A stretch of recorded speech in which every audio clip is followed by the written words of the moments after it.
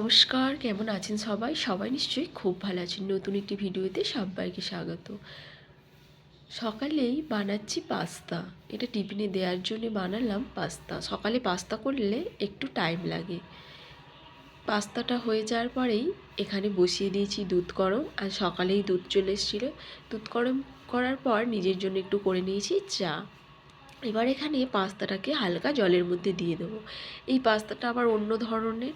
এই পাস্তাটা কোনো দিনই করা হয়নি। এই পাস্তাটা করেছিলাম একবার দুধ দিয়ে। ওই সিমুই যেভাবে বানায় ওইভাবে বানিয়ে একবার খেয়েছি বাড়িতে। এখানে এটা ফার্স্ট বানাচ্ছি। আর এখানের দোকানে এইগুলোই বেশি পাওয়া যায়। যাই হোক, জলের মধ্যে দিয়ে দিয়েছি। আমার তো ভীষণ খারাপ লাগছিল, কেমন গ্যাজা গ্যাজা মতো হয়ে উঠে কেমন একটা হয়ে যাচ্ছিল। যাই হোক, ওর মধ্যে যেমন সাদা তেল একটু জলের মধ্যে দিয়ে দিয়েছি। দিয়ে ভালো করে ওটাকে একটু হালকা ফুটিয়েছি। দিয়ে গরম গরম ছেঁকে রেখে দিয়েছি। ব্যাস, এখানে কড়া গরম করে 4টে ডিম নিয়ে নিয়েছি। 4টে ডিম কড়ার মধ্যে দিয়ে ভুজিয়া করে একবারে ভেজে নিচ্ছি। তুলে নিয়ে কড়ার মধ্যে বাঁধাকপি দিয়েছি। তোমরা পাস্তাতে কেউ চাইলে বাঁধাকপি দিতে পারো, না চাইলে নাও দিতে পারো। তবে আমার কাছে যেহেতু একটু ছিল, পাঁচ মেশালি সমস্ত কিছু ওর মধ্যে দিয়ে দিয়েছি। হ্যাঁ, বাঁধাকপিটাকে একটু ভাপ করে জল ফেলে দিয়েছি, কারণ এখনকার বাঁধাকপি ফুলকপি এইভাবে না করলে একদমই দেখি ভালো টেস্ট লাগে না।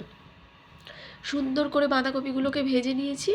ভাজার পরে এখানে ক্যাপসিকাম আর গাজরগুলোকে সাদা তেলে সামান্য পরিমাণ চাপা রেখে দিয়ে ভালো করে ভেজে নিচ্ছি। এবার কড়াটি পরিষ্কার করে ওর মধ্যে কাঁচা লঙ্কা কুচি, রসুন কুচি, একটু রসুন কুচি বেশি দিয়েছিলাম, আর পেঁয়াজ কুচি দিয়ে ভালো করে আগে ভাজা ভাজা করে নিচ্ছি একদম সুন্দর করে।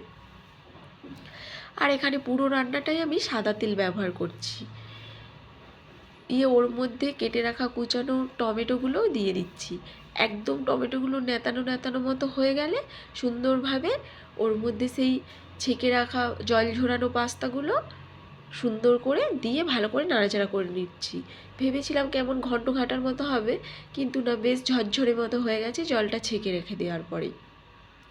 সুন্দর করে এখানে নাড়াচাড়া করার পরে এবার ওর মধ্যে একটু টমেটো সস, একটু সয়া সস আর ওই সাথে দেয়া পাস্তা মশলা দিয়ে ভালো করে আগে নাড়াচাড়া করে নিচ্ছি। খুব সুন্দর করে নাড়াচাড়া করার পর ওই যে ভেজে রাখা সমস্ত ডিম ভুজিয়া সবজিগুলো ওর মধ্যে দিয়ে দিচ্ছি।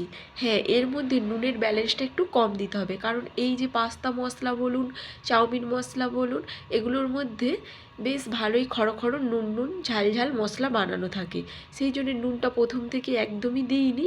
একদম মশলা টশলা দেওয়ার পর একটু নুনের পরিমাণটা ঠিক আছে কিনা দেখার পরে আবার একটুখানি নুন দিয়ে দেবো। হ্যাঁ, একটু নুন লেগেছে। তারপরে অনেকটা যেহেতু পাস্তা দিয়ে সমস্ত সবজি দিয়ে ভালো করে এখানে নাড়াচাড়া করে নিয়েছি। একদম রেডি করে ফেলেছি এখানে পাস্তা। যেহেতু আজ পাস্তাটা করতে অনেকটা সময় লেগেছিলো, তাই রান্নাটা আমি ভিডিওতে স্কিপ করে গেছি। তাড়াতাড়ি রান্না করে এবার সমস্ত বাসন কোসন এখানে মেজে নিচ্ছি। মেয়েদের এই সকালে উঠে রান্না বাড়া কাজের মধ্যে অনেকটা পরিশ্রমও থাকে। সবাই